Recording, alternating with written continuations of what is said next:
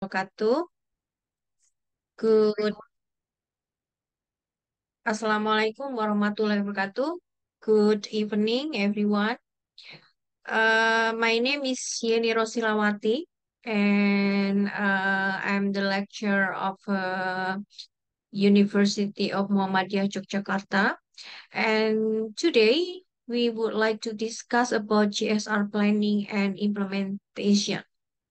So before we start, maybe if we discuss about GSR. So what is something pop out in your mind? GSR means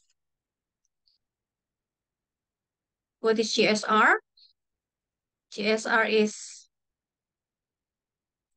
yeah, GSR actually is a part of business ethics. So when we are talking about GSR, we will talk, yeah. It means that we talk about business ethics, etika business. So it's very important, yeah. GSR, GSR is not just giving charity. GSR is not just doing good for others, for examples, but actually GSR is how we practice business in a good way and behave and responsible towards to our stakeholders. Okay, so this is the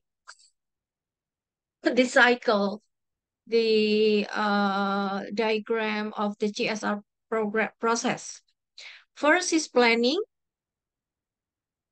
Planning is comprises of bottom-up approach, consultation with all stakeholders because CSR is really related with stakeholders, for example, our customers, yeah, or our other stakeholders, for example, our employees, and budget allocation by committee or board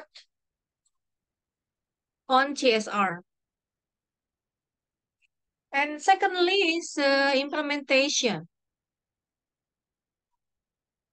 Implementation meaning project mode and through specialized agency, how to implement GSR. Sometimes company is not doing alone, but they also collaborate with other agency, or they collaborate with other uh, uh, uh, partners, yeah, for example, NGO and also the communities, yeah, and implementations, including time frame, how to make a schedules, how to frame the uh, schedules, yeah, how to make a good a good time frame, yeah, and then uh, go to monitoring. So we will go to the social impact. What is the impact of our program? And what is our evaluation towards the program, including regular internal monitoring and annual audit. And uh,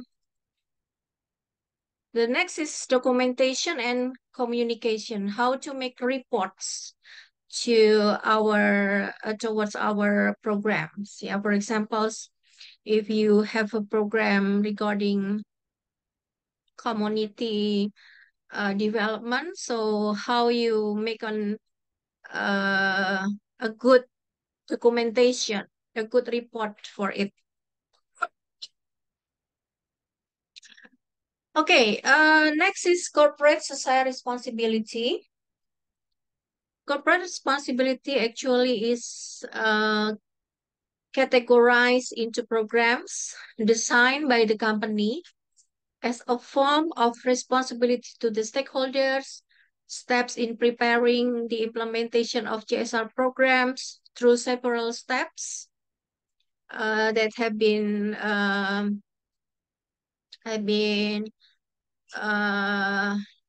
explained. And this is the CSR planning stage. First is how to build the awareness, how to build the awareness. Bagaimana membangkitkan kesadaran ya tentang CSR. This stage is intended to form awareness about the importance of a CSR program and the commitment of the company's management.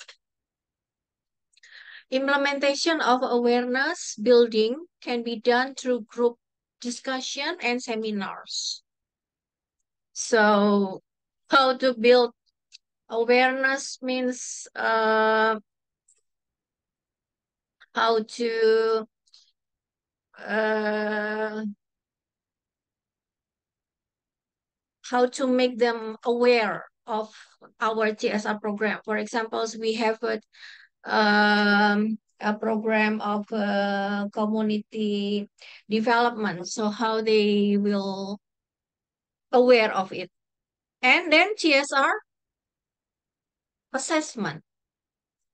This is states aims to map out the condition of the company.